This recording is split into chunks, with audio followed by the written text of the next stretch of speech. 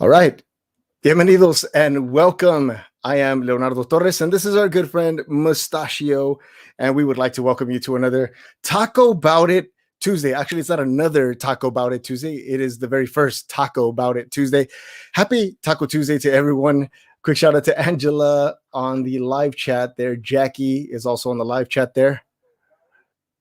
I got an echo, so let me just shut that other one down. Perfect. Okay, cool. Yeah. Hi, Dori, hermanita. Welcome.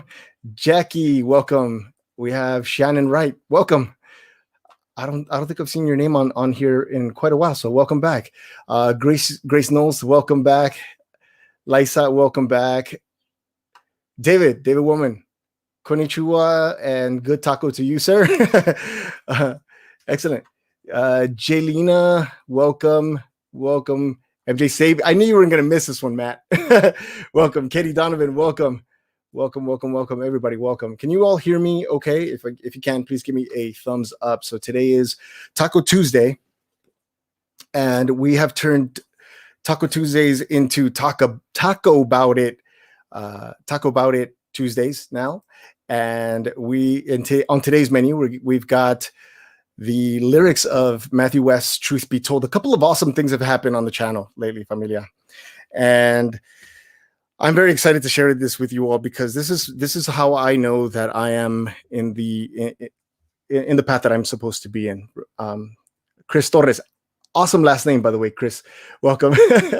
Erika, over here, our producer is back here. Roxana, welcome, Roxana.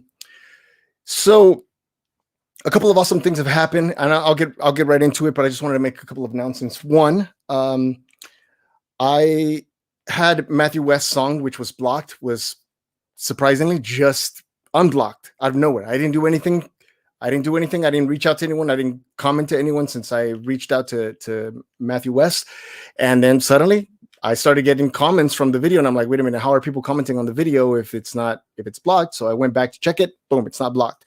Another thing happened last night. The 2 videos of The Chosen that were blocked are also unblocked. So I have a feeling that this channel is moving in a great direction here, a really positive direction. Quick announcements coming up on this Saturday for the podcast.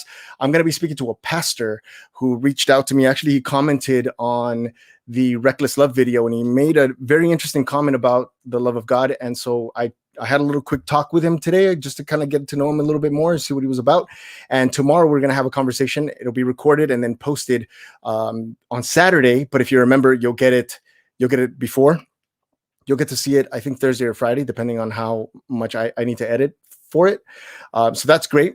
And we're going to talk about that. And then I just confirmed with Gable Price and Friends, who is a band that we've covered here on the channel. They just recently made a video with a song with Corey Asbury. That was just released a little bit ago. Erika was watching it. I have not watched it yet, so I'm going to do a reaction to it first.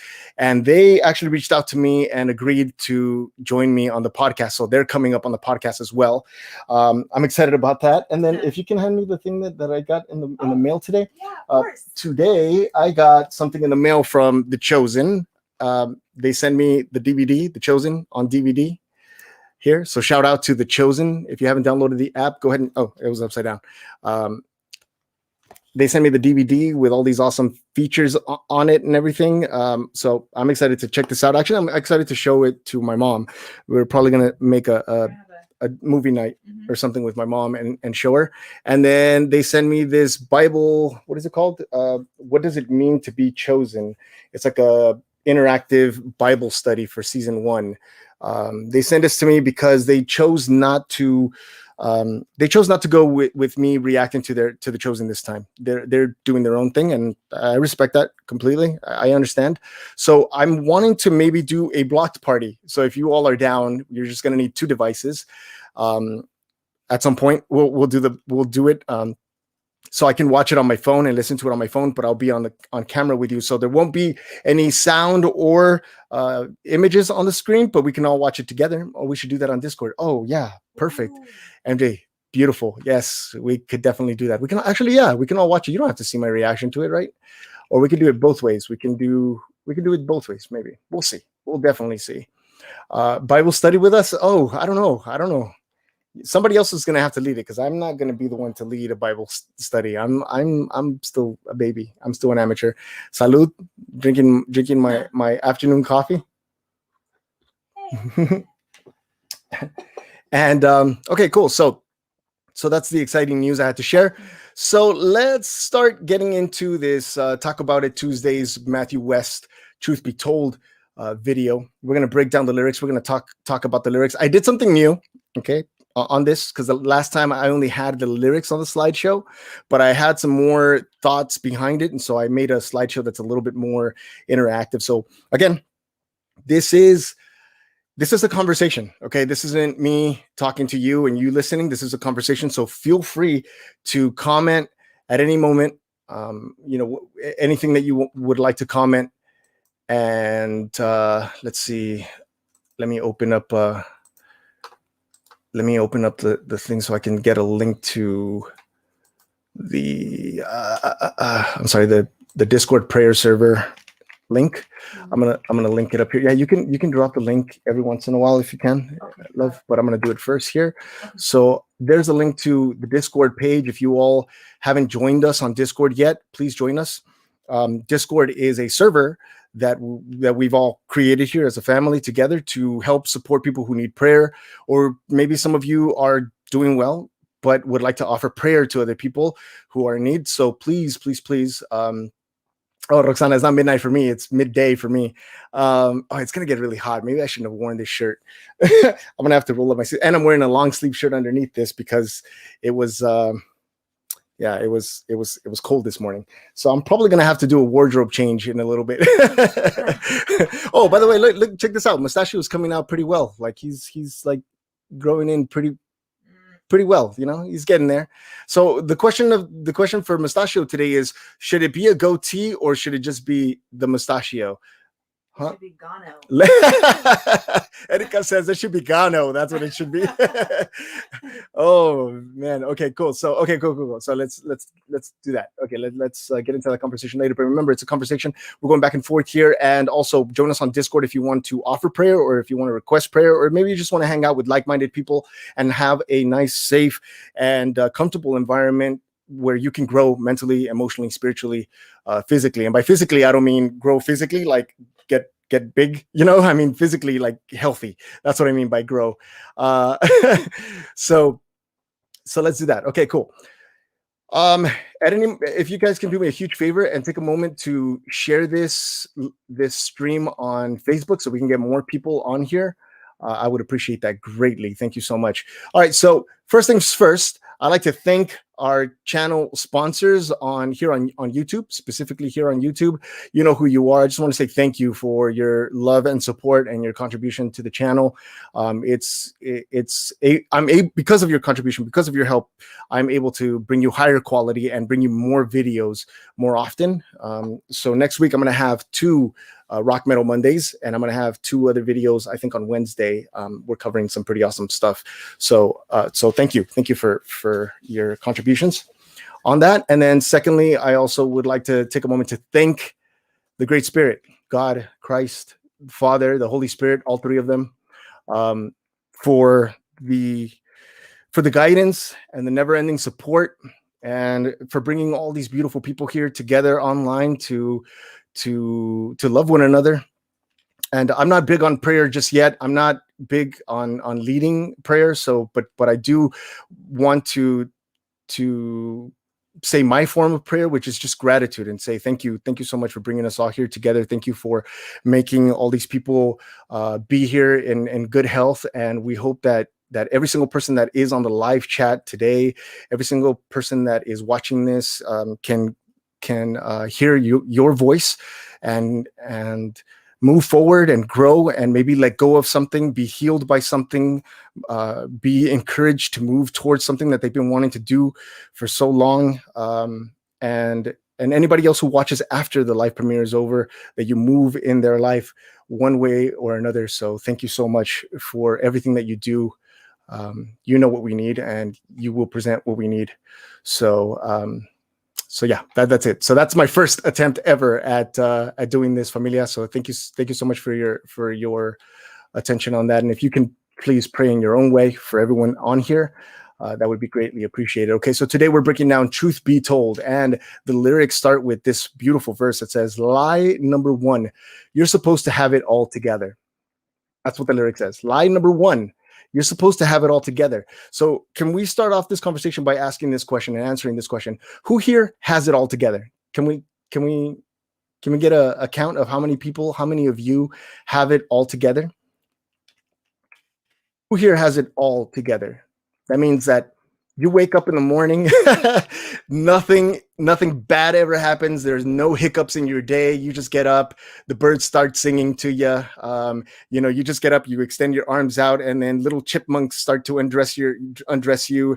Birds fly in and put on your shirt. And if you know the reference, mention it in the comment, right? So if that's it, then you have some raccoons brewing up some coffee for you while while a bear cooks you breakfast. Shout out to Mama Bear. On that, she would probably make some awesome, I was going to say another word, but some awesome pancakes, because I don't know, YouTube blocks you for saying certain words, so I don't want to say the K word, like make some pancakes. I don't know what words they choose. So is it Cinderella? That's right.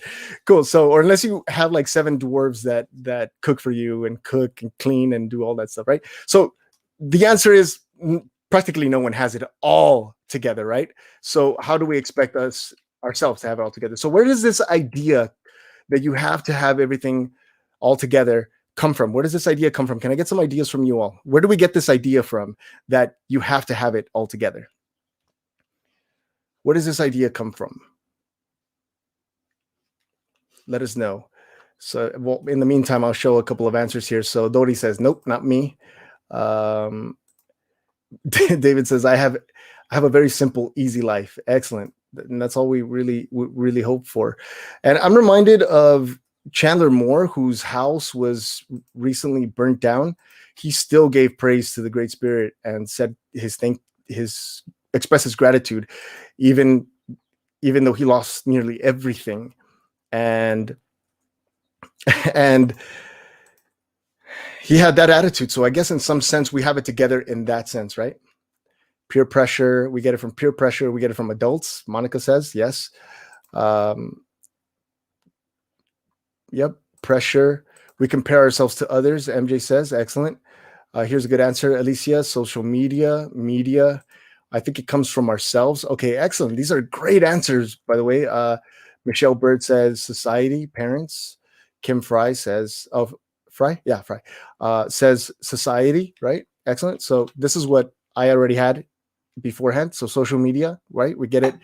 We watch other people, right, on social media who claim to have it all together. We get it from movies as well, right? David says my bank. Okay. Movies, we get it from movies. We watch movies about people who have it really well. We watch shows also, things like Suits, where people are just like, yeah, like we have it all together, we have money and all that stuff. We get it from music as well, the music that we listen to, especially if you're into like most of the secular music, like hip-hop. A lot of them flaunt things. That's why I love NF, because he calls that out in his music. We get it from family members, friends who tell us that we should have this together by this age, right?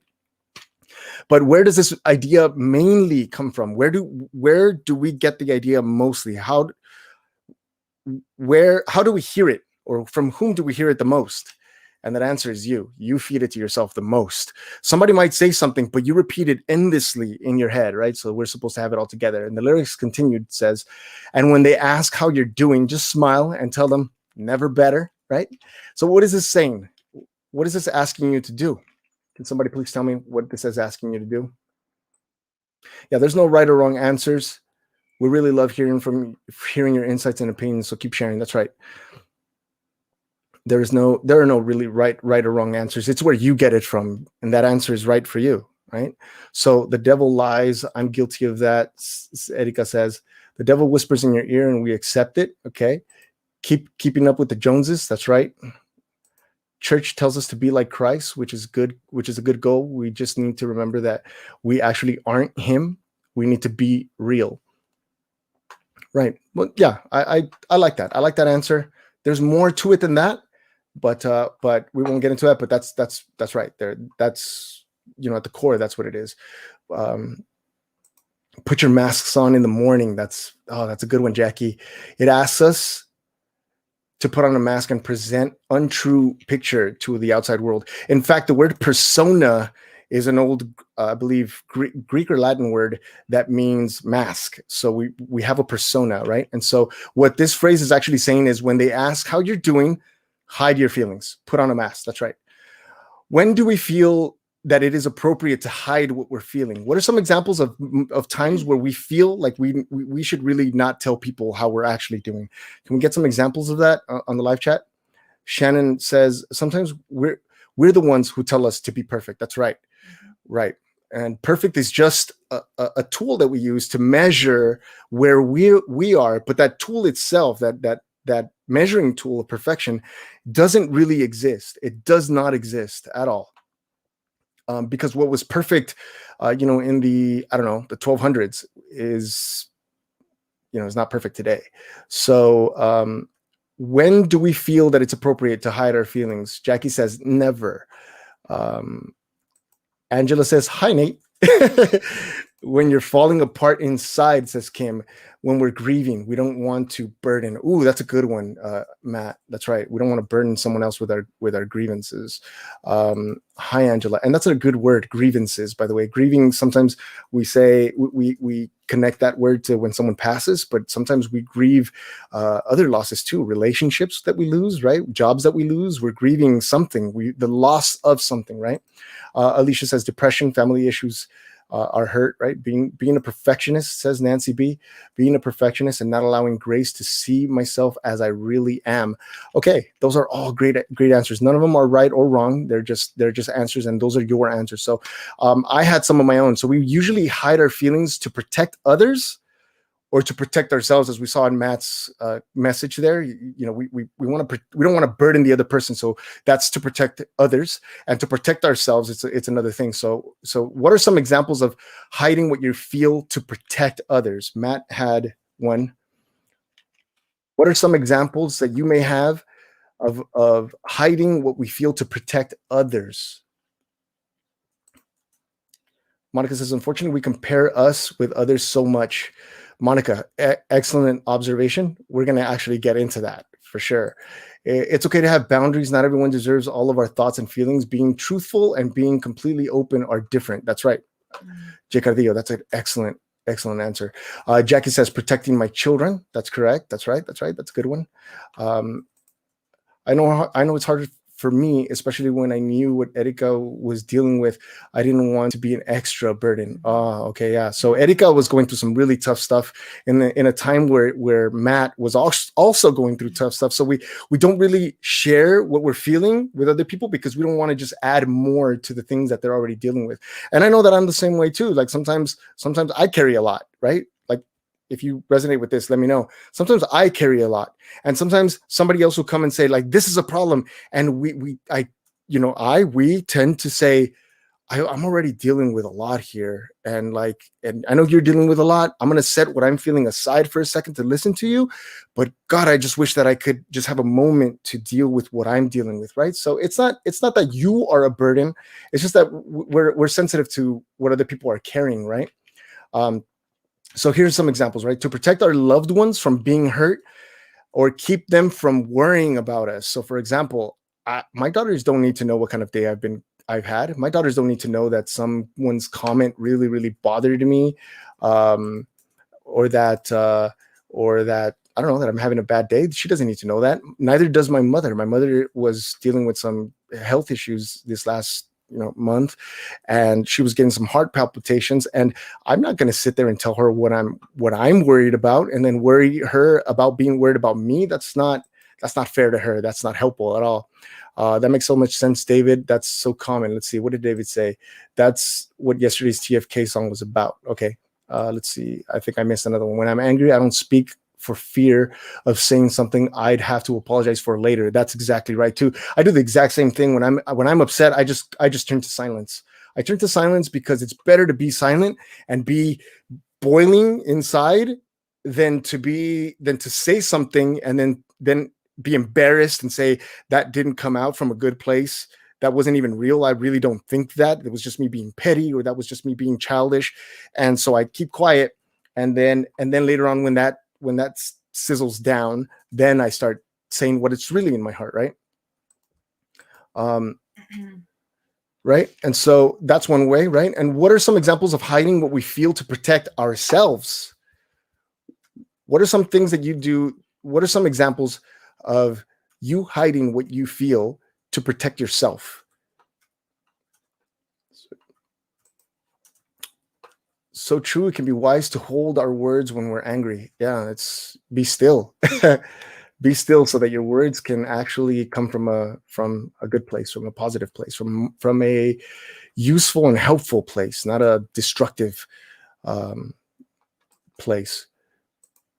To protect against possible rejection. Ooh, rejection is such a big one for people.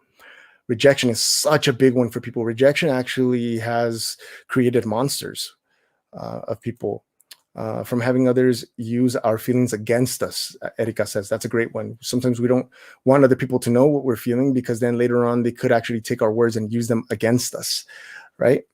Hiding anger so no damage is done. We are afraid we'll be judged for our problems or weakness. That's right, right? We don't want to appear to be weak. That's a great one.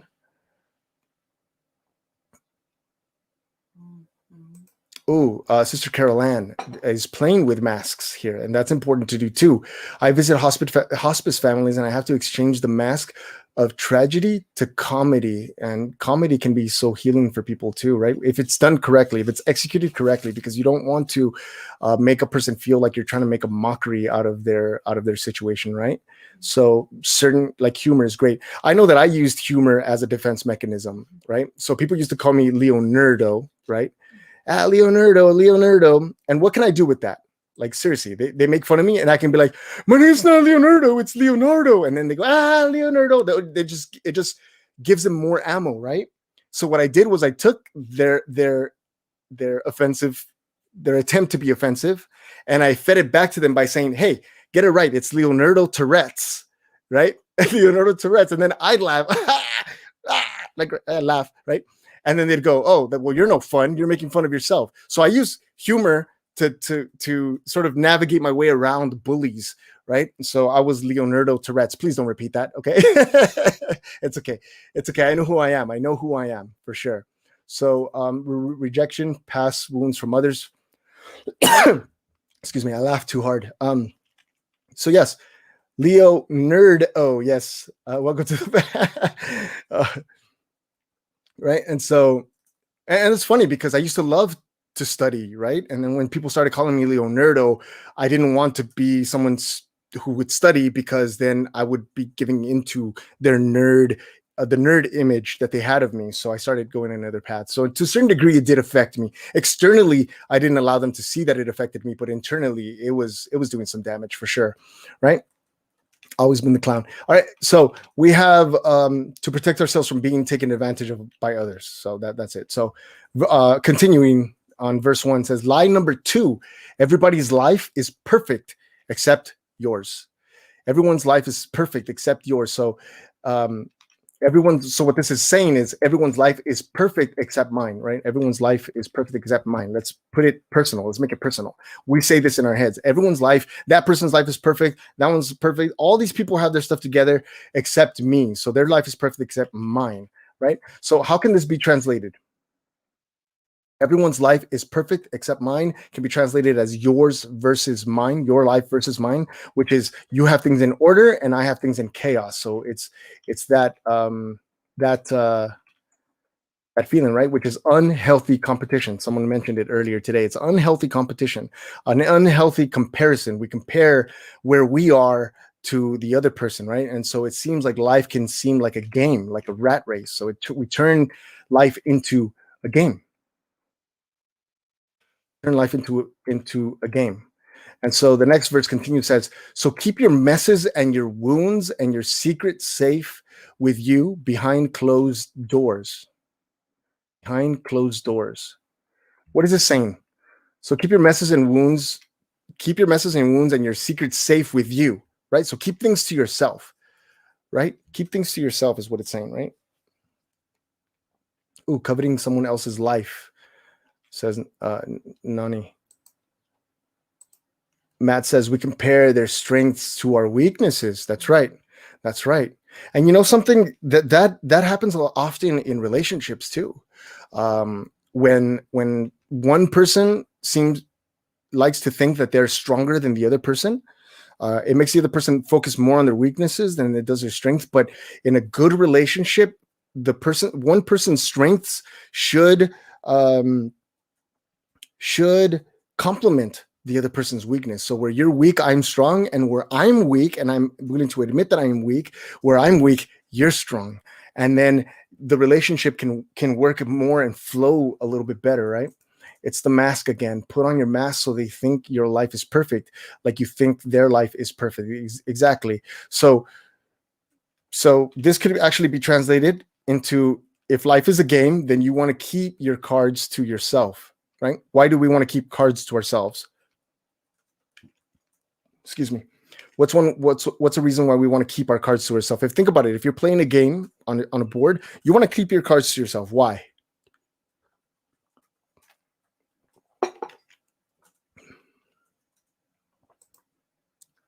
Katie says, that's so true, Matt.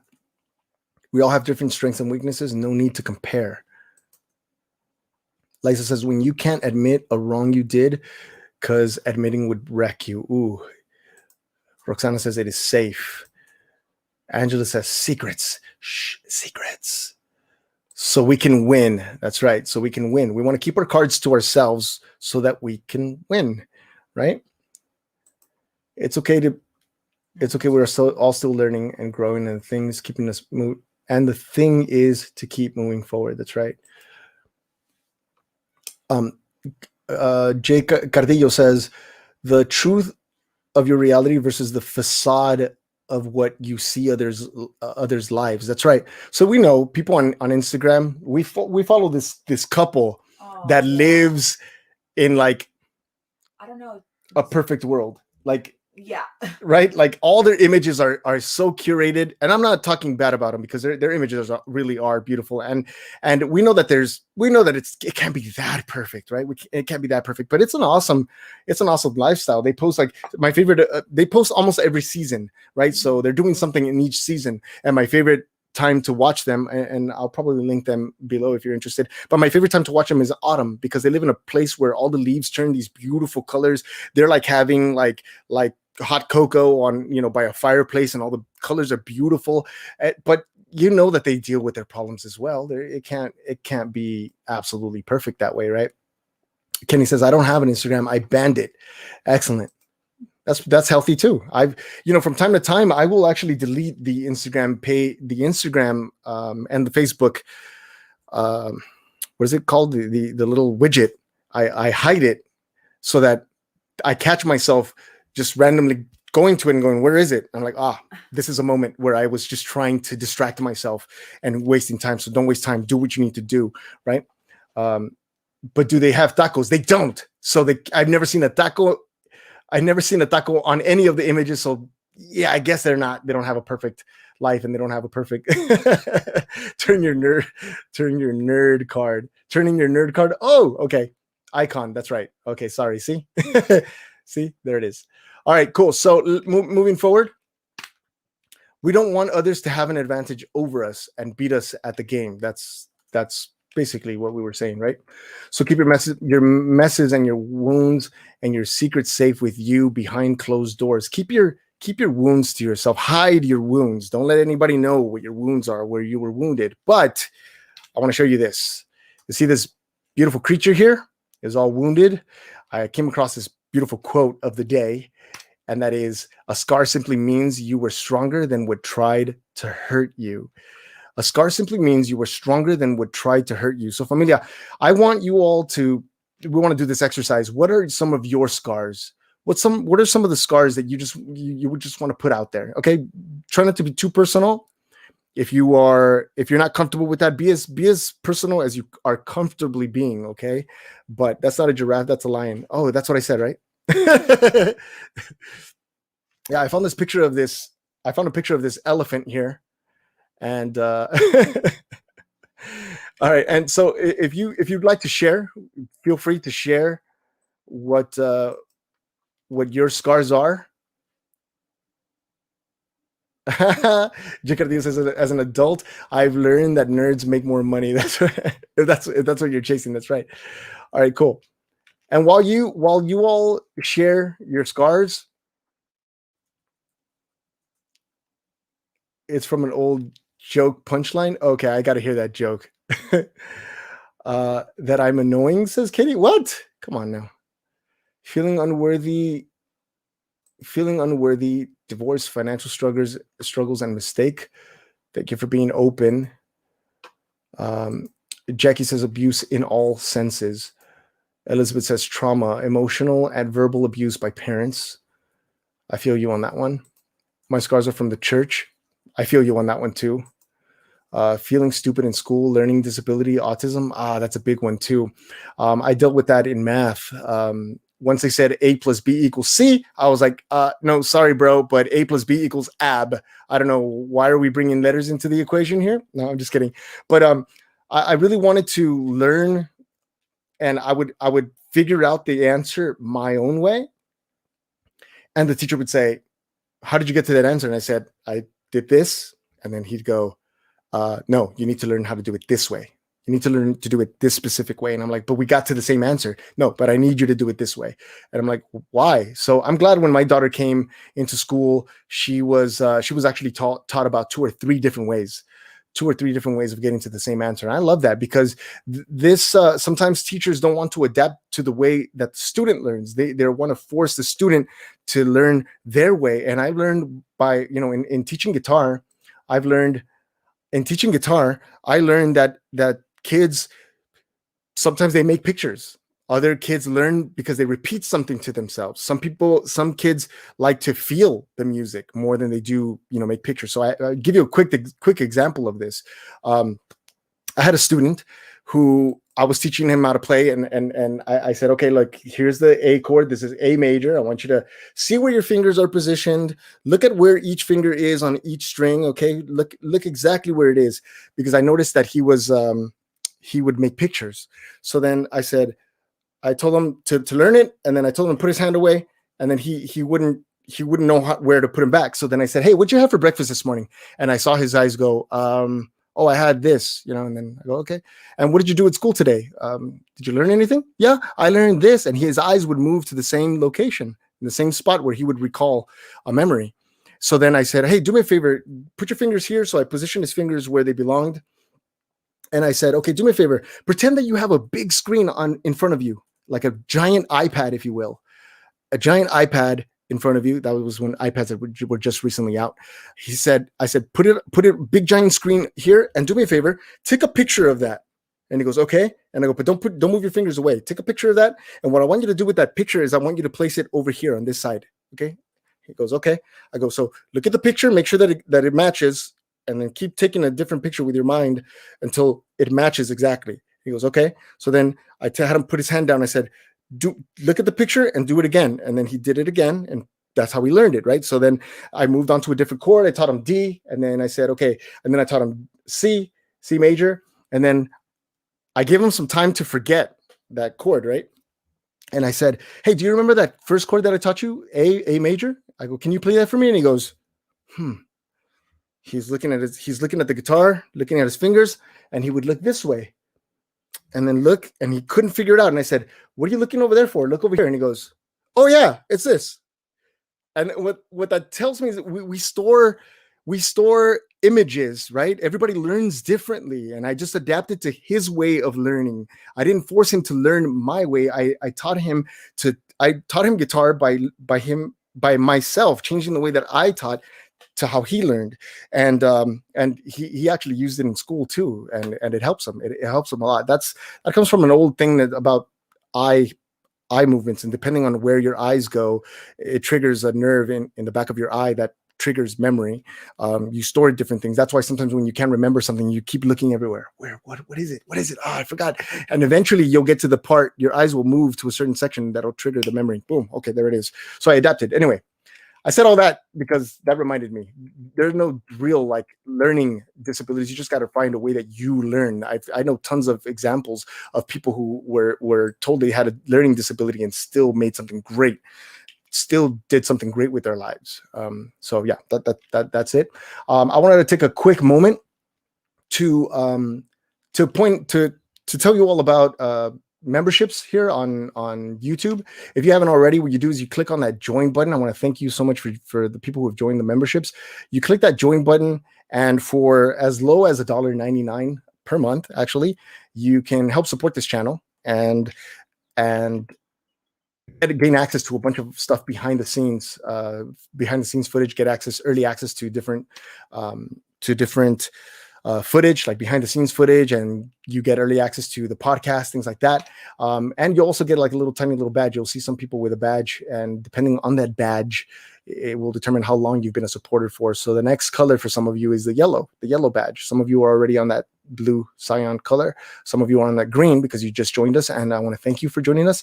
And not just that, you'll also get things like, custom emojis. So if you're on right now, can you just post some of your custom emojis so we can see that it's working?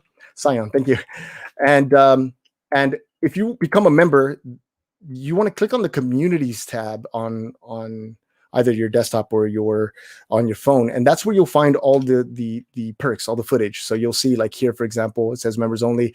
This is where you got a chance to see Latavius's interview before everybody else got to see it, and things like that. Okay, so I want to thank you all so much for helping, for all your love and support. All right, so continuing with the lyrics here, because this is what it's really about. And also, quick shout out to Matthew West for being so awesome and sharing the video when it came out, and for responding to my messages when I was having an issue with this being blocked. So truth be told, the truth is rarely told, and then this is where we get to the meat of the song. It says, "Hey, I say I'm fine. Yeah, I'm fine. Oh, I'm fine. Hey, I'm fine, but I'm not. I'm broken." When I first heard this on the reaction video, this is the part that really got to me. I started to break down because I just started to think about all the things that were weighing heavy on for me at that time. My birthday had just passed. Something big happened on the old Discord channel that I had to remove myself, and some of you came and followed to the new server. Nothing big, nothing too bad, but it broke my heart because it happened on the day of my birthday, and I was already sort of feeling down because I had COVID, and I was locked in my room for a couple of days already, and it was just, it was hard. And then on top of that, the next day was Erika's birthday, and then our anniversary was the day after, and we couldn't spend our birthdays together. We couldn't spend our anniversary together. And then she had just lost her uncle, and her grandmother was in the hospital, and all kinds of crazy stuff was going on with them, and with my relationship with my eldest, and a lot of different things. And so January was just heavy. So when I heard these lyrics, my walls just started to come down. It was difficult. So I got emotional, for like really emotional, right? So what does this translate to? Hey, I'm fine, but I'm not. I'm broken. What is this? How can we translate this? That I say everything is in order, that I have everything in order, but I don't. I'm actually in chaos. I'm in the middle of chaos, right? And when it's out of control, I say it's under control, but it's not, and you know it. So why do we say that it's under control when it's not? Can somebody tell me why we say we're probably beating poor horses, but as they say, beating a dead horse here. But can we just recap one more time? Can we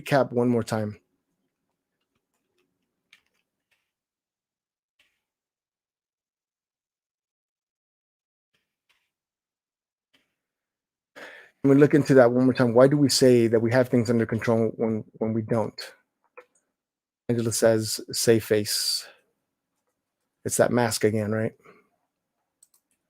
Why? Because why should one normally think that anyone else would care? Ooh, that's another reason too. Like, hey, you probably won't care anyway. There's nothing you could do about it anyway. This is my problem, not yours, right? For me, I don't want to be a burden. It's safer that way. As if he doesn't know. Oh, Matt said something.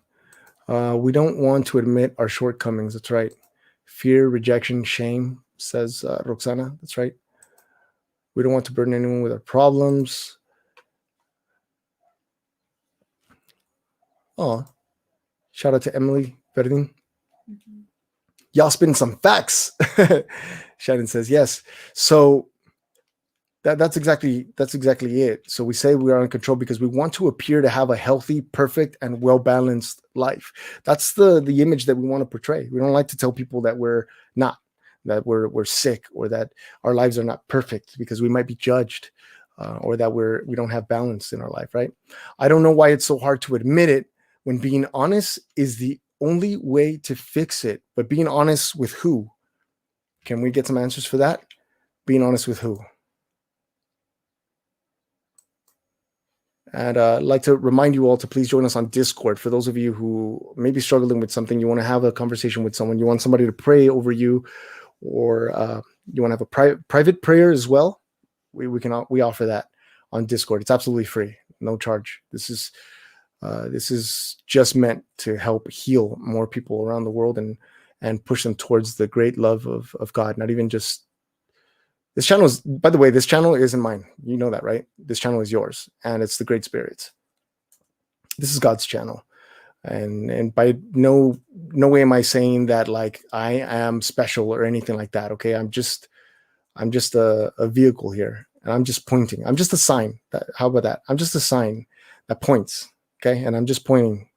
I'm pointing home, so that we can all feel the love.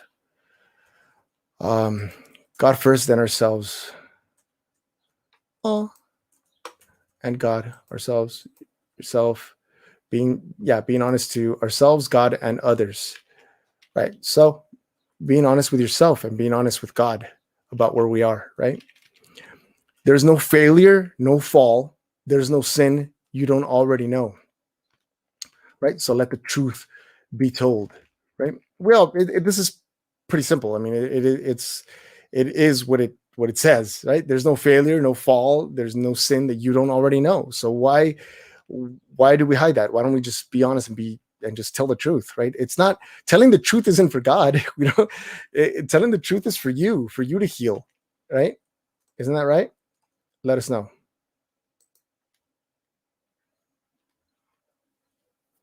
I wouldn't call you dirty, rotten sinner. You are special. You are incredibly special. I mean, worth having someone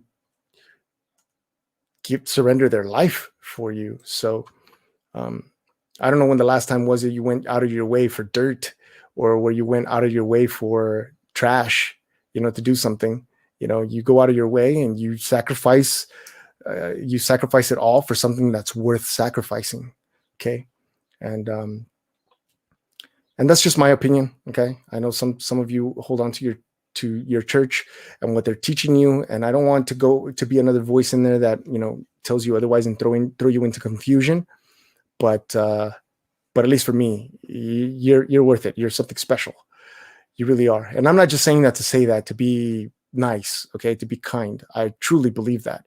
Do you know exactly what had to happen for you to exist in this moment? The world needed you. I said that in the last one. Like, there was a need for you, and for God to be able to express what God needed to express through you. And it's either your life or it's God's life.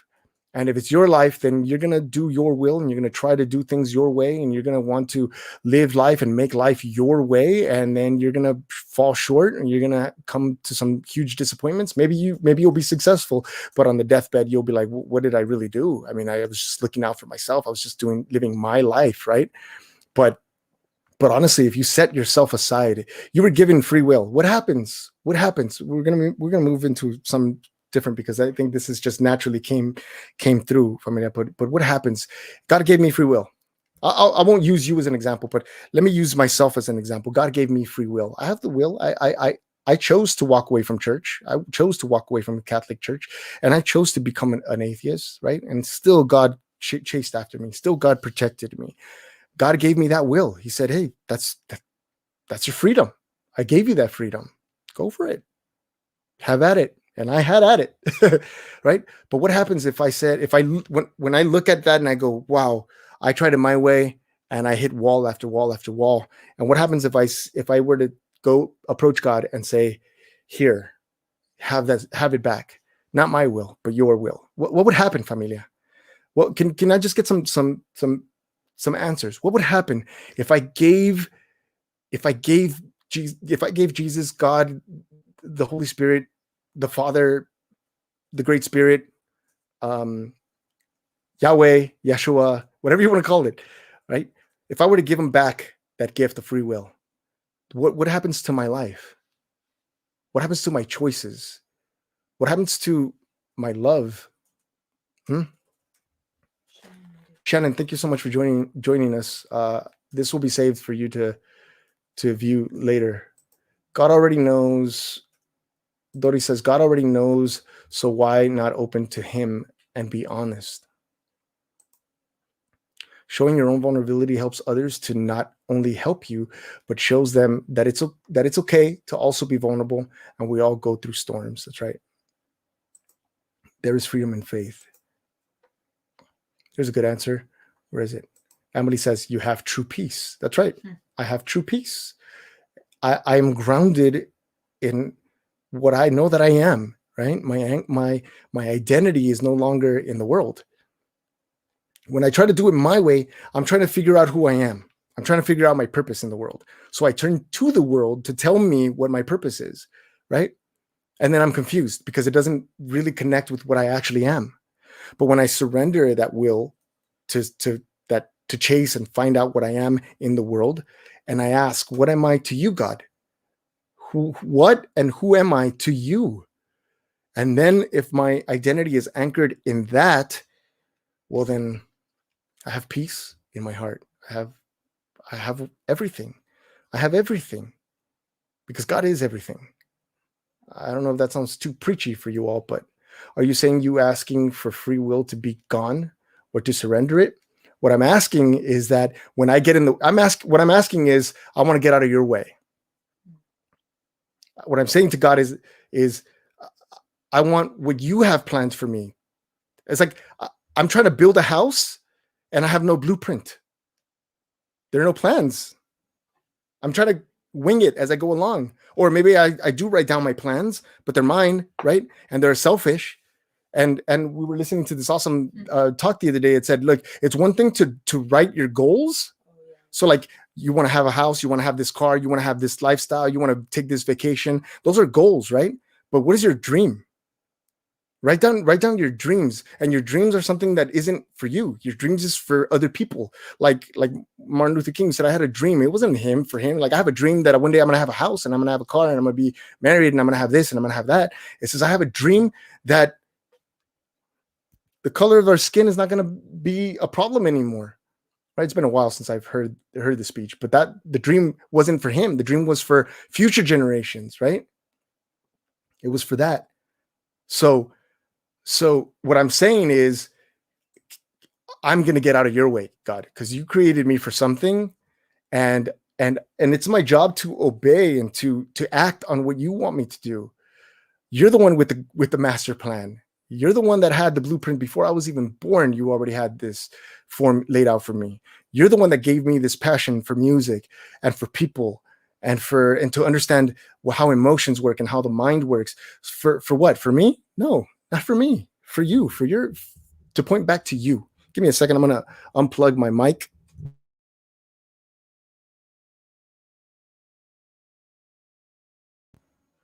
And plug it back in, okay, just so that it won't die on me in an hour, because that's usually how long it takes.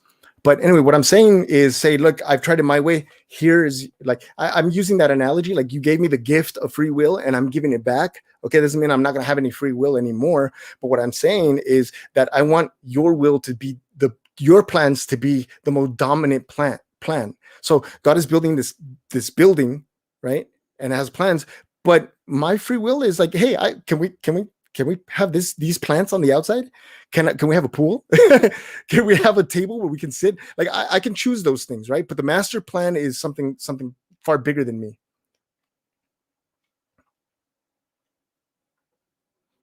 right? So yeah, so that's where I stand with that, right? So you all have a plan, okay? And your job is to surrender your own plans and figure out what that plan is. I'm not here to tell you what to do.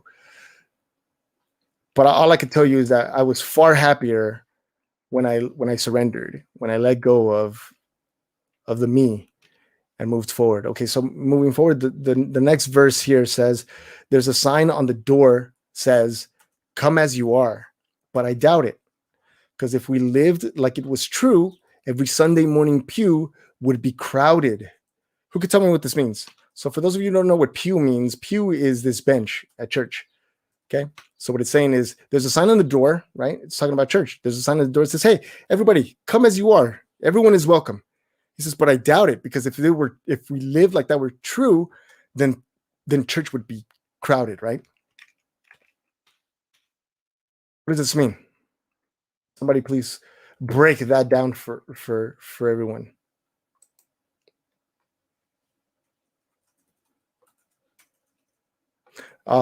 That's why I have that be still.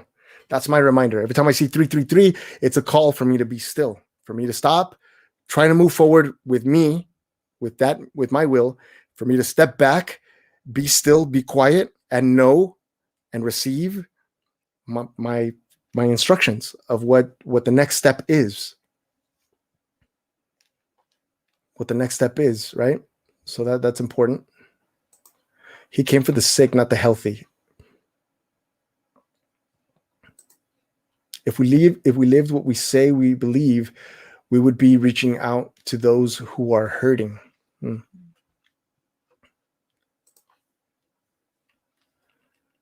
No, yeah, Liza, I had COVID too, and I was still pushing videos out. So you could see it. I would look clammy on some of these videos because I pushed them out. I was like, hey, welcome. Like, no, like people did not need to know that I was going through that, because mostly I didn't want people to go, oh, like, hey, I'm sorry, like, no, like I needed to put, that was something I needed to push through, and I didn't tell anybody until after, really. I know. And as you can see, here we are, like 5 months later, and you just find out, right? Mm-hmm. Sadly, church people hurt us. Well, that's where the root of my pain came from. I've been to those churches. I don't like them. My church now is welcoming to all. We have many homeless people, which has turned away. What is it? Oh, turned away some people, and I'm okay with that. Wow, that's great. I'm okay with that too. Doesn't matter what you wear. Okay. Awesome. So that we can't even be ourselves in church. That's how I translate that, right? That if we really live like this was true, every Sunday morning pew would be crowded, but it's not, because we come as we are. We come just as we are, and they turn us away. They tell us that we're wrong. They make us feel unworthy. They make us feel like we don't belong, and that if we want to belong, we have to do this, and this. And that's, I don't want to say that that's wrong, but that's not okay. That's not okay to do, right? So we can't even be ourselves in church. That's how I take that to be. I was myself in church, and I was threatened to be kicked out of church, and I saved them the trouble of kicking me out, and I left. And I can honestly say and openly say that I became an atheist because of the church. So you think that sometimes, when you're dealing with someone who doesn't believe, you think that they're just wanting to choose sin over everything, because it's not like I was like, you know what, forget the church. I'm going to go out here and I'm going to go smoke and drink and hurt people and break every commandment there is. No, I was still loving people. It's just that I was angry. I was really, really angry. And every time somebody said anything that was remotely close to the Bible, you could have just said, somebody could have sneezed and been like, bless you. And I would have been like, bless me? Let me tell you, there's no God. Don't be blessing me. You ain't God. Things like that. I was just really angry. And so don't think that just because someone is an atheist, it just means that they want to sin, that they want to live in their sin. No, sometimes the church made that atheist. You were kicked out of the bill. Oh, David, Thank you for that, man. Thank you. That makes me feel really good. Thank you. You were kicked out of the building, not the church, the bride of Christ. You know what? But I needed to. I really needed to be on my own that time. I really needed to look into the world and look to other things. Okay. I'm not saying you need to. This was my path. That was my journey. Okay. That was my journey. But that was God's journey for me. That was God's journey for me, because I needed to feel that anger while he chilled back there and was like, okay, are you done? No, you're not done. Okay. Oh, hey man, it's been 2 years. Are you done? No. Okay. You're good. And then, I'd get myself involved in something and be like, oh, I'm going to have to step in here and change things for you because we don't want you to get hurt. Okay. But you're not going to give me any credit. That's fine. That's totally cool. I just keep pushing without giving God the credit, and God gets all the credit now. But it's not that I wanted to sin. It's that the church made me really angry. And then when I was done being angry at the church, I had my conversation. I said, okay, God, I'm tired of being angry at you all the time. I'm tired of being angry at you all the time. I'm tired of this fight that we have. I surrender. I give up, but please, please, please don't send me to a church. Don't send me to a person to explain something to me. Like, I want you. I want to hear you. I want to feel you. And Pastor Chad pointed something out to me because I was in the shower when that happened, and then suddenly, I felt this warm embrace take over me, and I felt like a child, and I was just crying my eyes out, just bawling like a child. And Pastor Chad pointed out that was the day of my baptism. that I died and was reborn on that day, and I totally felt that. I completely felt that I did drop the old me and was brought into another me. And Pam just joined. Hey Pam, welcome to the chat. And so in that moment, something died.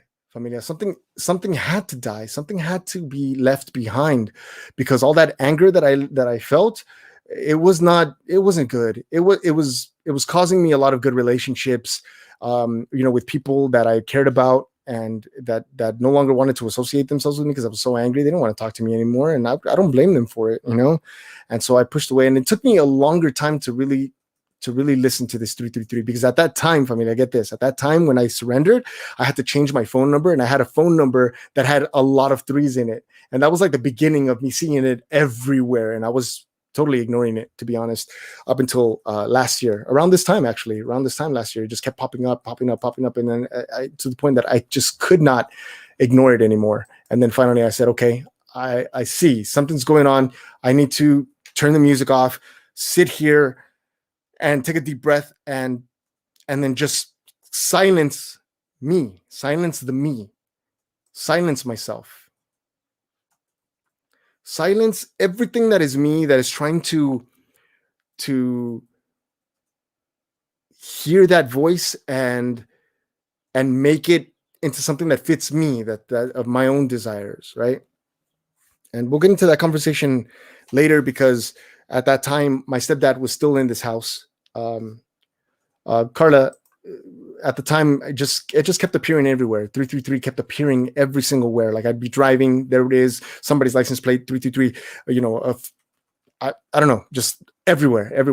And somebody pointed out this scripture, Jeremiah 33:3. Call unto me and I will show you unknown things or unknowable things, something like that. It changes from book to book, but that's the gist of it, right? And in this house, my stepdad was here, and he was tormenting this house, really. And that's when this channel was born. And that's when I met all you wonderful people, and it changed my life completely. Honestly, you all changed my life. Everyone changed my life. And in a good way, in a positive way, because now that threat is gone. My stepdad has been gone since July of last year, and my mother's been more at peace. It just, I'm grateful for all of it. So anyway, just going back to this, really, that just because someone doesn't believe or someone is an atheist does not mean that they're sinners, that they're living a life of sin. Okay, because I know a lot of very kind, and I know that kindness isn't enough to some people, but they're very kind people, very, very loving people. And it just means that they've been hurt. Some people have been hurt by the church, so they don't want anything to do with it. And I completely understand that. Continuing on the verse here, verse 2, but didn't you say the church should look more like a hospital, a safe place for the sick, the sinner, and the scarred, and the prodigals like me? How do you all translate this? How should churches treat wounds? Sister Carol Ann, thank you so much for the super chat. Coming through with the super chat says, I've been there and done that. Believe me, I've been there, done that. Years later, he chased me down. Awesome. Sister Caroline, maybe we can have you on the podcast too one day. We're going to have an awesome conversation. I'd love to know more about that. They should look to people with compassion. They should treat wounds with compassion.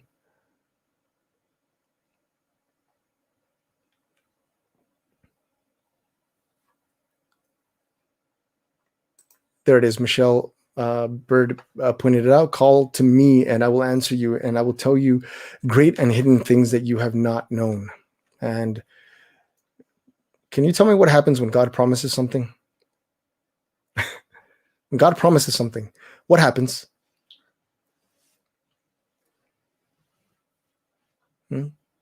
Somebody let me know.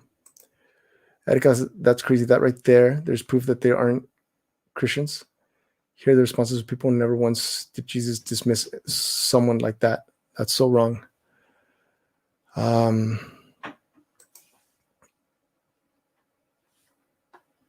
If we love him, then feed his sheep. Wow. Beautiful. Beautiful. Yeah. When God makes a promise, it is fulfilled. It's already done. He does it. He does it. He get her done. Love is the key to everything. Love it. Love is the key to everything. Love is the key to everything for sure. Okay. So how should churches treat their wounds? That's right. They should treat it that way, right? With love, with compassion, with understanding. All wounds, not just the ones that will benefit the church, right?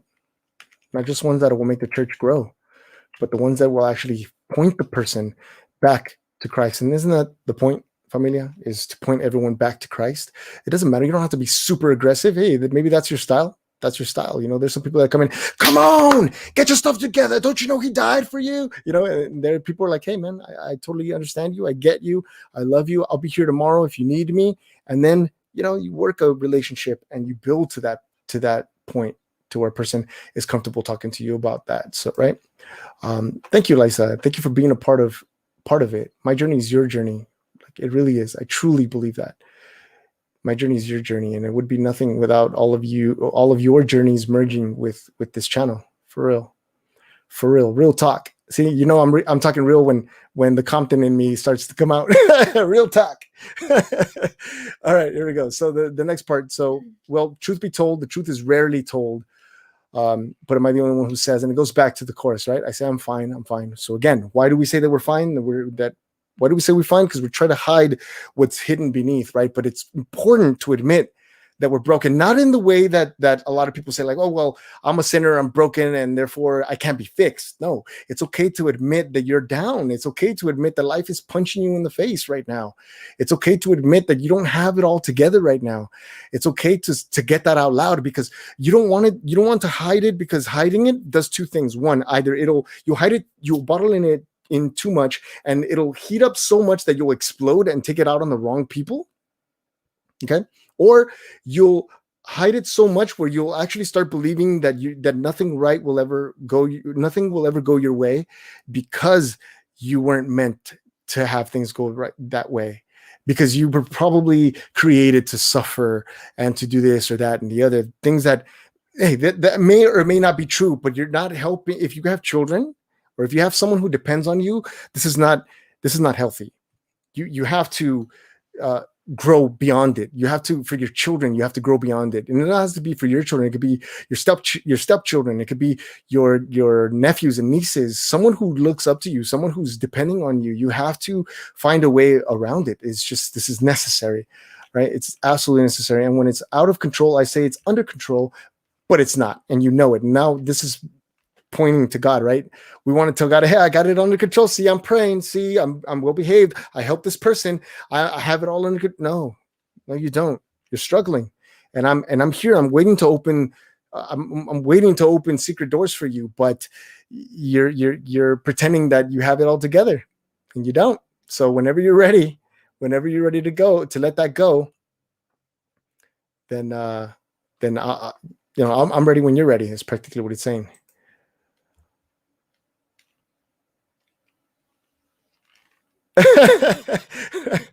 David, man, that's hilarious. So if there's a rapture, I'll grab an atheist in each hand and say, would you like to get saved now, or should I let go? That's funny. They're like, no, yes, save me. That's hilarious, man. Oh man, that's a great tactic, right? Yeah. Unfortunately, the church has been hurting people, and that's why it is in full. So, familia, as David pointed out, the churches may be empty, but that's just a building, right? And so David made an excellent point. We should be the church. We should be. If you're, back in the days when that whole "What Would Jesus Do" came out, and everybody had it on their vehicles and shirts and hats and bracelets and all that other stuff. Like, I made fun of it because it's like, what would Jesus do? Okay, yeah, sure. Probably not that. Probably not drink in the weekends, and not that I have anything to against that, right? But probably not get so drunk that you beat your wife, and then you ask for forgiveness the next day. Like that's probably not what Jesus would do. So, what would now I look back and I really ask myself like that, what would Jesus really do? And the key to that for me, okay, I'm not speaking for you all, but this is just the key for me, is to be more grounded in what some people refer to as Jesus consciousness, right? And to be conscious of what Jesus would probably do. Not probably do, what Jesus would actually do. And I don't think people are asking themselves that enough. They're asking, what should I do? Or what does God want me to do? But it's different to say, if I'm grounded internally in Christ, what does the Christ in me say? What does the Christ in me? If I move out of the way, as I said earlier, if I move out of the way, how would Christ act through me? How would Christ act through me? Would he reach to this person and love them? Yeah. Would he ignore this? No. What is HWSFDG? What is that?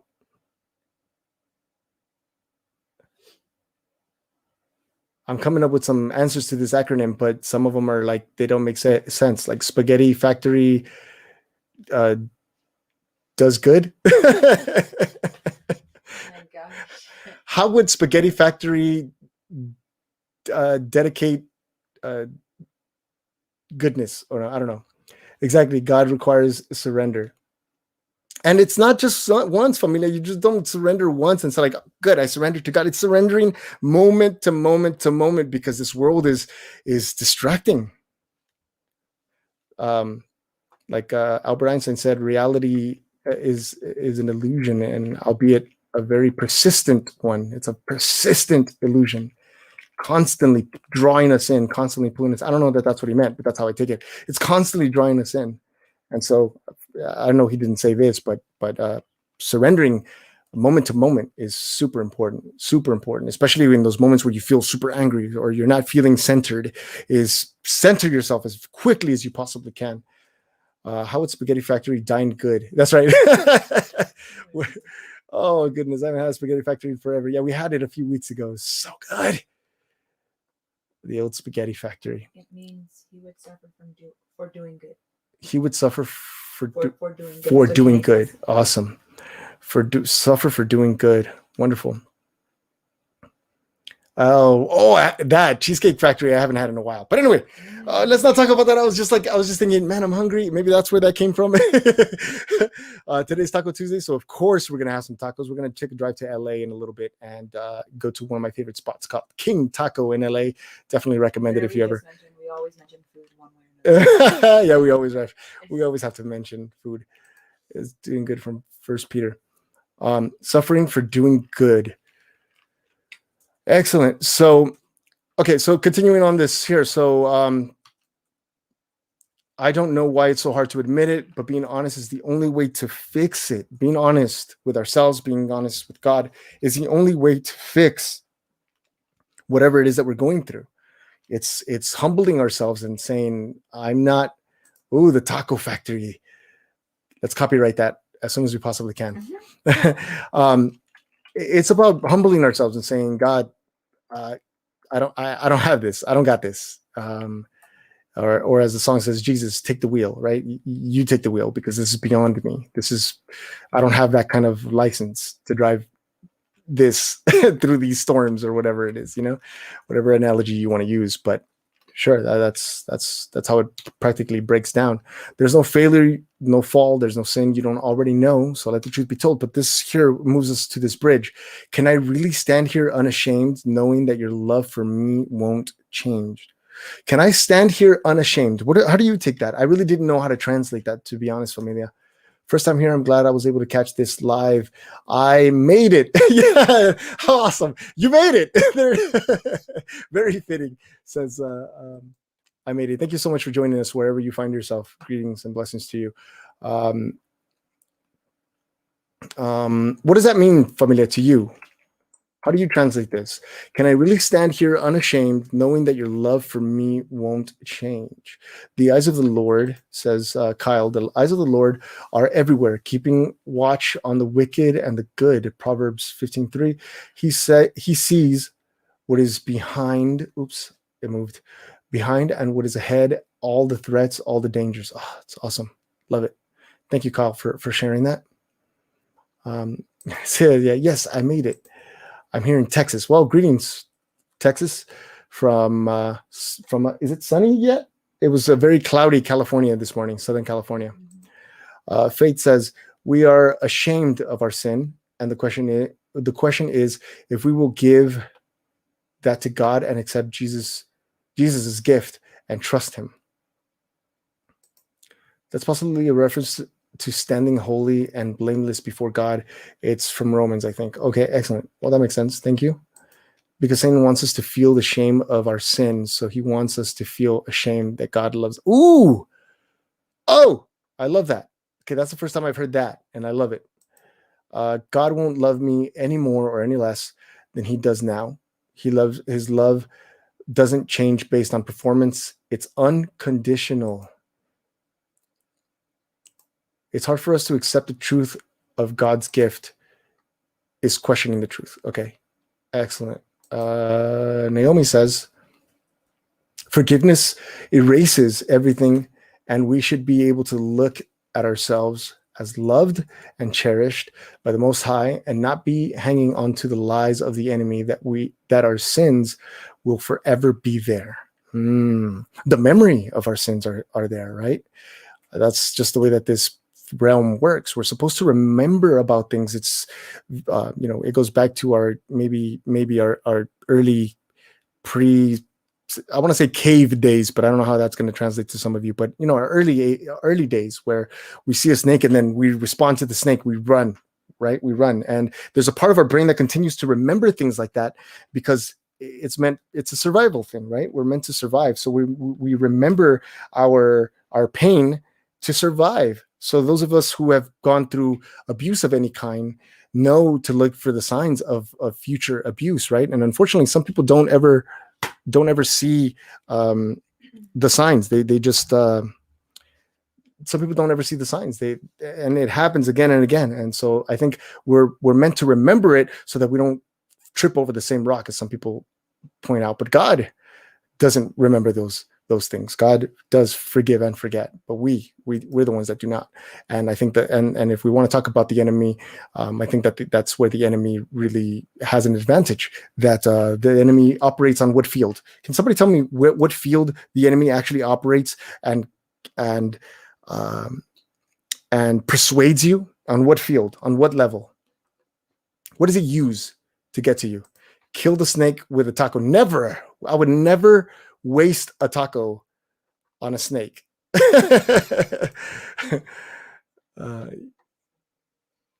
Oh, I had a call that was coming in. I don't know who it was, but sorry, you're gonna have to wait. I thought I put my phone on. No. I did. Well, that's weird. My phone is on do not disturb, and the call still came in. Ooh, that's the Grace Spirit. Grace. Yeah, answer the call. Great Spirit is like, you think some silly little button is going to stop me?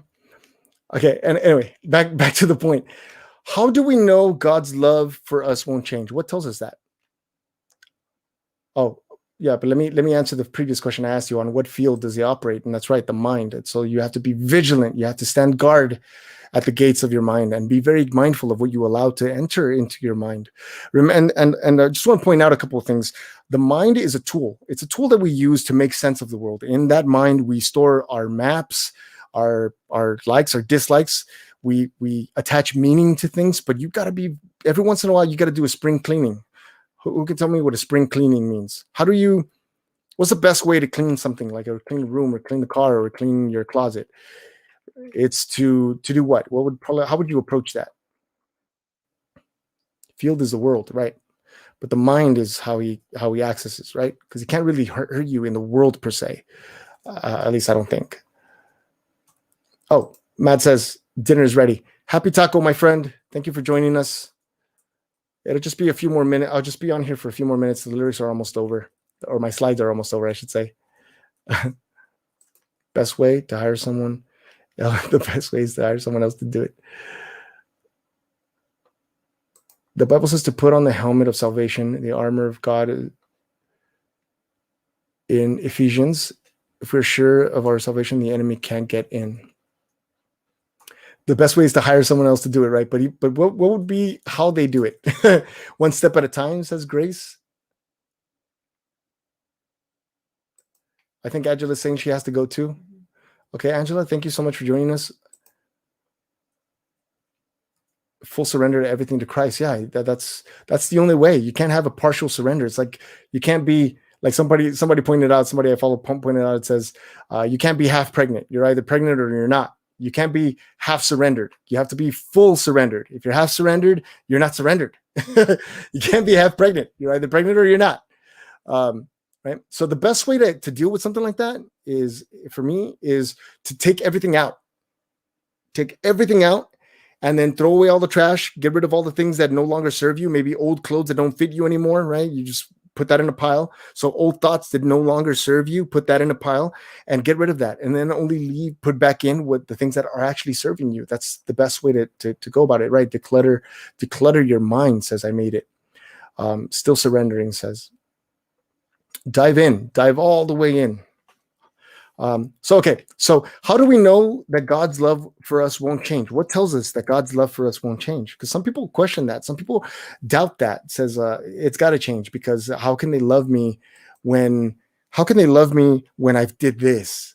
How can God still love me when I hurt this person? How can God still love me when I let this other person hurt me? Which is weird. Well, not weird. I'm not trying to offend anybody, but it's strange to feel that strange feeling that we get where we're the victim and we feel like we did something wrong, right? So some of you can relate to that. I know I do. Like I speak from experience, right? I'm not saying something that I've never felt, right? His promise, his word never changes. His word never changes. The word of God tells us that, says, like the movie War Room, no one likes lukewarm coffee. My coffee just totally got cold. I completely forgot about my coffee. It always gets cold, says Erika. Right. Okay. So the answer for me is that God is love. and he will never be anything other than love. And so if his love changes, if he stops loving you, then he stops being who he is. And he can't do that. He can't do that. It's impossible. Because the moment that God stops being love, the whole entire universe would fall apart. It would fall apart because his love is the glue that holds everything together, familia. I'm going to say that again because that just came in.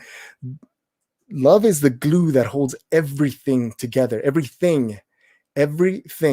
And I'm not just talking about it holds the tree together. It holds the things that holds the tree together. It is the glue that holds the things together. This is so weird. My phone keeps ringing. Maybe it's an important call. Or maybe, oh no, I think it might be an alarm, actually. Oh yeah, it was an alarm. Sorry, it was an alarm. False alarm. All right, so that takes care of that. We find in his word, but it comes real to us when we experience his love again and again. Jesus isn't scared of taking time for our trust. He is a God of patience. Oh, yes, tell me about it. Tell me about it. Katie says, heart. David, why do we exist? Because God is love and love must create. Yes, Aya. As my friend Jasid would say. I have a friend who's Rasta, or I haven't spoken to him in a while. His name is Jasid, the seed of God. How about that? That was awesome. And he would always say, yes, I. Love that guy. Shout out to Jasid, wherever you might find yourself, my friend. I miss our conversations. We are created to be loved. That's right. Right. Come through with his word. If God doesn't love, then he isn't. Repeat. That's right. So if he doesn't, he's a man of his word, or a being of his word. And if he says he loves you, if he says that he is love, he's not going to back out from that. He won't ever back out from that, familia. So again, we go back to this idea, this reckless love, this love of God. If you are anchored inside of yourself in that love, then it's easy for you to love others because you are that. You're merged. You're one with that. If you are in Christ and Christ is in you, then you are in love and love is in you, familia. That's just the truth. The truth. You don't have to take it because I've said it. You could test it out for yourself. Hopefully you don't take 10 years to become an atheist to realize that, All right. So that's what that means. God is love and he will never be anything other than love. Okay. And if that changes, then the entire universe will actually, for me, it would dissolve, at least my universe. And it says in the end here, it says, oh God, if that's really true, then let the truth be told. If it's true that I can stand here unashamed and knowing that your love won't change. If that is really true, then let the truth be told. What's there to fear? Fear is inverted faith. I heard somebody say it's inverted faith. It's you having more faith in what's not true. Fear. You're afraid of something that isn't true. You have faith that the enemy has something more true about you than God. And so it's saying take your vision away from fear and put it towards faith in God, and let the truth be told. Right. So what could this song teach us? What are some of the things that maybe you learned from this song, from breaking down the lyrics to this song? What is something that you learned either about the song or about yourself, something that came to you this afternoon or this evening that you say, wow, I learned this about me, and this is what I need to change, or this is where I've gone astray. This is where, or maybe you made a decision. You say, okay, from now on, this is going to happen because God's got me.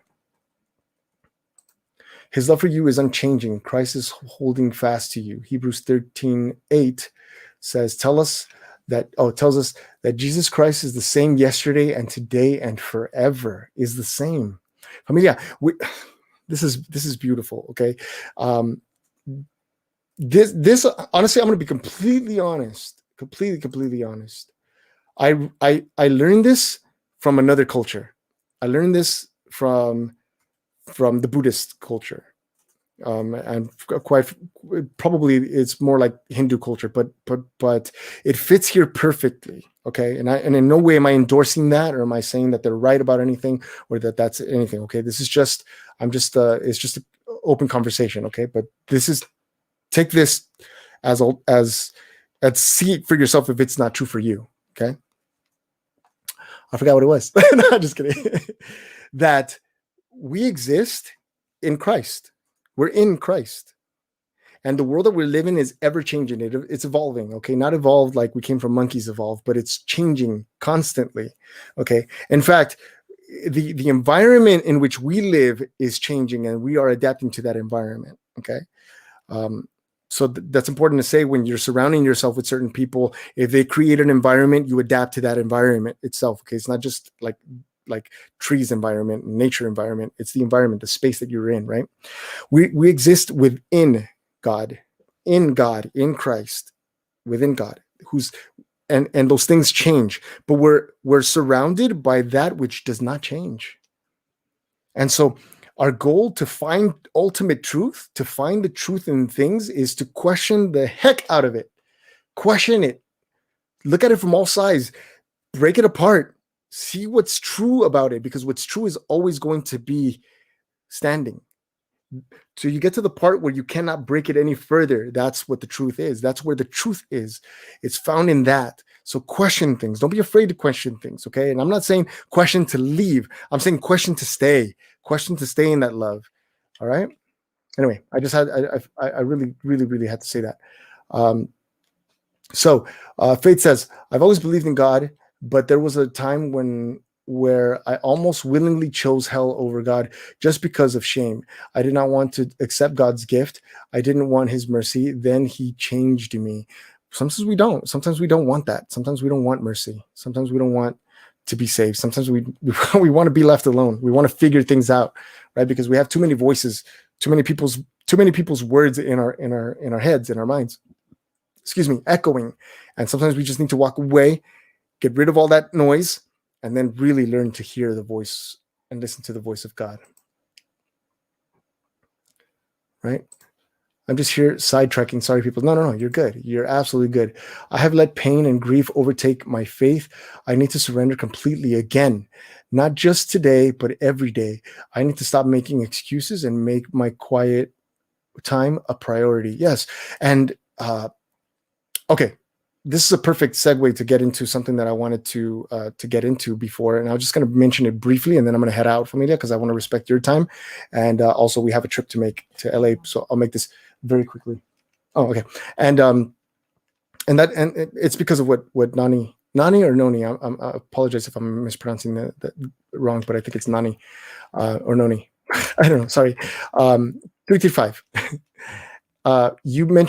You mentioned that you need to stop making excuses and make a quiet time priority. But check this out. A lot of people, I hear a lot of sermons because I watch things like Elevation Church, and I've watched some Hillsong Church, and I watch Pastor Chad, and I've heard different churches, and sometimes they bring up this word meditation. Okay, meditation, and meditation can mean different things to different people. Before I get into my version of it, can you please let me know what you think meditation means? Because we're going to clear this up right now.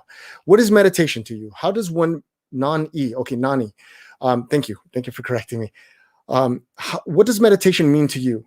Some people, just to give you an example, some people say meditation is to sit in a quiet spot and think about something. There's a taco factory in Santa Ana. We're gonna be in that direction later. No, I gotta stay true to my spot, but I'll check it out another time. What is meditation? How do you meditate? How do you approach meditation? Or how have you heard it in the past? Maybe you don't meditate, but maybe you've heard of it in the past. And how have you heard of it? What does meditation mean? While you give me your answers, I'm going to finish off the slides, because one of the things that I've learned here is that in victory or defeat, don't compare yourself to others. In victory or in defeat, whether you're victorious over something, don't look down and go, "Ha, I'm better than you." Or when you're defeat, don't compare yourself to others and say, "You're better than me because you defeated me." Be the same. Be unchanging. Center yourself in that which is unchanging. Okay? Everything changes, but you do not change. Guided meditation, says Jackie. Meditation is centering thoughts and emotions to channel a specific effort. That's okay. Good. By the way, there are no right or wrong answers, but I just want to clear one thing that I think is going to help you all in the future. Roxana says totally quiet. Centering myself and being at peace with my emotions. That's a good one. I think it is as Eastern mysticism. Okay, that's it. Mostly it comes from that, but there is a universal action or practice, which sounds weird to say. Getting quiet, clearing your mind, connecting with your breath, then listening to God speak. Okay, excellent. Okay, so to some people it means sitting in a quiet place. Sometimes you get what is called a mantra, something to contemplate. And what I've heard a lot of churches say is that you need to meditate on the word of God. And so you take words and you think about it until something comes to mind. That is not meditation. That is concentration. You're concentrating on something. You're actually moving your mind to think on something. And meditation is actually the stillness of the mind. It's clearing out the space of your mind. Do you need to be in a quiet place? No, because a true meditator can meditate even in the loudest of places. It's see, like David says, when I'm doing my 5 a.m. run, it's just me, the dark. There's lots of space to explore. Relax one's thoughts and let go. It's about letting go. It is about letting go. It's about surrendering everything and just creating the space where everything is still, where first you're not moving. You could practice first by not moving physically, but it doesn't just mean that, because I could be washing my hands and meditating. So Nani, when you're washing your hands, it just means being present. To be present. That you're not thinking, oh, as soon as I'm done washing my hands, I'm gonna leave this room and go to that other room and do this. That's not it. It's not, oh, yesterday was a bad day and you're washing your hands and you're not even engaged in the moment. You're not fully engaged in the washing of your hands. The same thing is when I shower. I don't recommend this because it could be dangerous to some of you, but I actually shower in the dark sometimes. Maybe I would put in some candles so that it could be nicely dim. But the point is to block out my senses, to block out my hearing, or I'll put some mellow music just so that I don't hear outside noise. And it's about me being fully present and fully engaged in feeling the water, feeling myself be fully present, acknowledging the day, not resisting the day, not hoping that it would have been better or hoping for a better tomorrow, but be fully immersed in the moment and say, this was my day, accepting it, first of all, saying, yeah, it was a rough day, but here's where I am right now.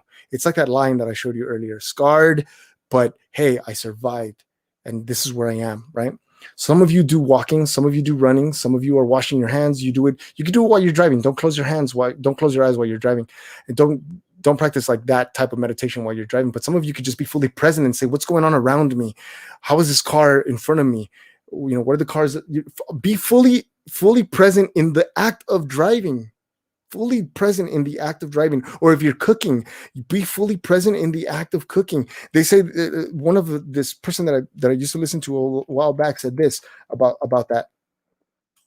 They said, look, when you're gonna cook, imagine you're cooking yourself a meal. You're cooking a meal for yourself. You cook that meal a very, very special way. You go about the motions. If your mother is coming over or someone you care about is coming over, the act of cooking is slightly different. You put a little bit more heart into it, right? You put a little bit more care into it. If your enemy is coming over and you have to feed them, your actions are going to be different too. You're probably going to be cooking upset because you're like, I can't believe I have to cook for this person, and fine, just salt it. Here's a little extra salt for you, right? Just here's a little bit extra something for you. And I'm like, oh, you know what? Or no salt. That's what you get, right? But imagine if Christ is coming to your house for dinner. If Christ is coming over for dinner, how would you cook this meal? How much more present would you be and detailed to make sure that everything is in the right place? How would you set the table? Extra sriracha, David says, for the enemy. Like, seriously, like, how would you prepare that dinner if Christ were coming over? You would be fully present.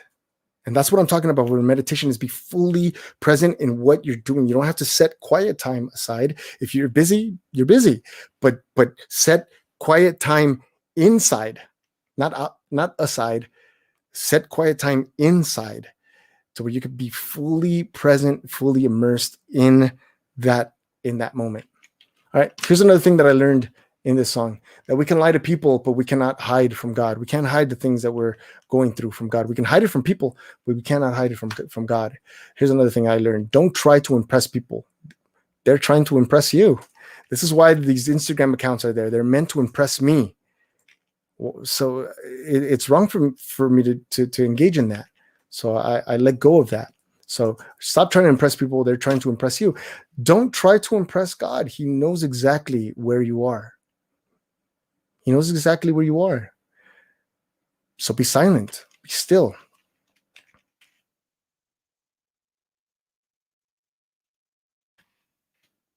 There's another one. God's love for you won't change. So tell the truth and surrender. You can be open to God, right? Like sometimes we messed up. When I was a kid, I would mess up and I'd be so afraid of telling my mom that I broke something.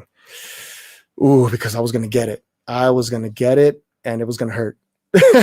Right? It was going to hurt really bad, probably for hours, maybe for days. It was going to hurt because Mexican belts, they're made out of real leather, and some of them are thick. So I would, mom would be like, go get me the belt. So I'd have to pick my weapon of choice. And I'd go, if I go with this thick belt, she might not be able to swing it that fast, but it's going to hurt because it's thick. And if I go with this thin belt, she'll be able to swing it really, really hard. And the mark will be much thinner. That'll probably hurt. So, you got to pick the right weapon. So you'd pick I don't know, a flower, something soft, but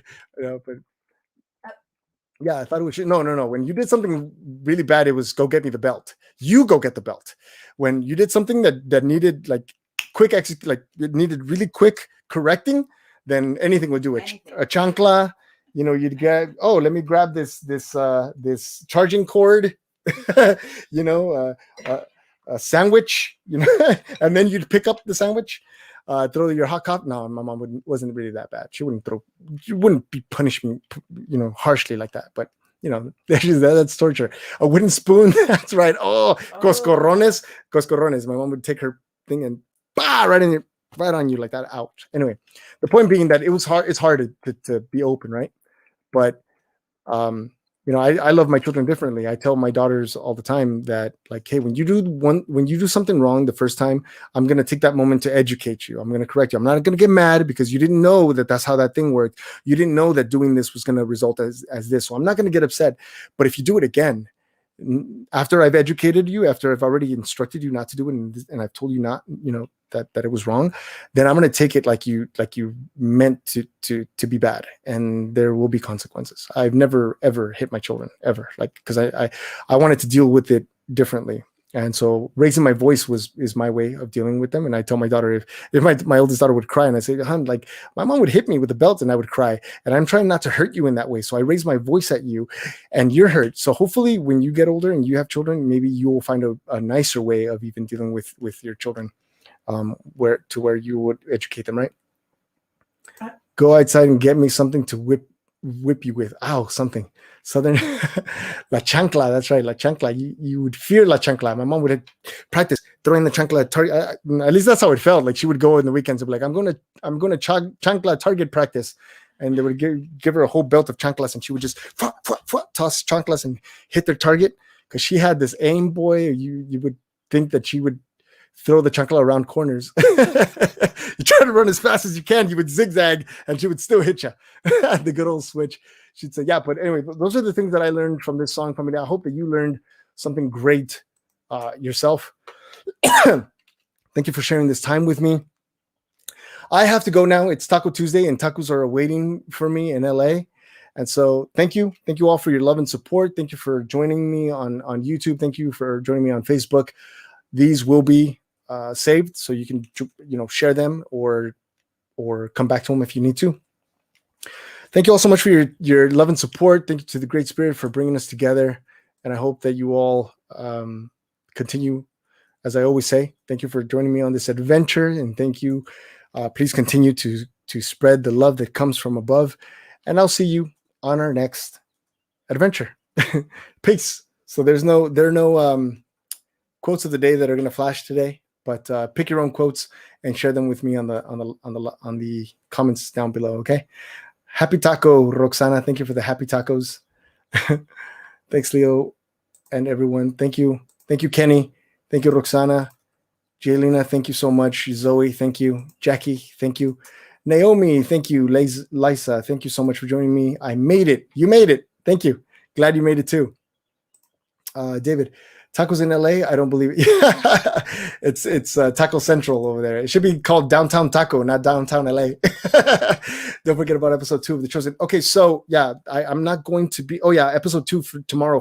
For those of you who are watching The Chosen, episode is released. Episode 2 is released tomorrow. I'm not going to watch it because I'm going to save it for the blocked party or for the party we'll have on Discord.